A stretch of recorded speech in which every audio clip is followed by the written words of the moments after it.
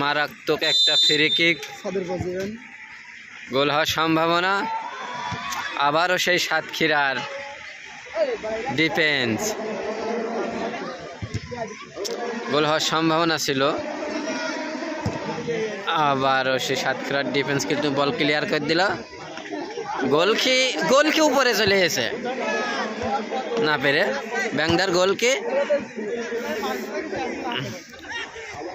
সাতক্ষীরা বল, আবার গোল হওয়ার সম্ভাবনা। গোল, অ্যালাসন বেকার কিন্তু গোলটা সেভ করে দিলেন। অ্যালাসন বেকার বলা ভুল, সেই রকমই।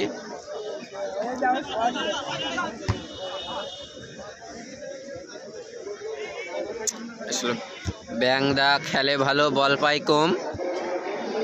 সাতক্ষীরা খেলছে কম, গোল দিচ্ছে বেশি।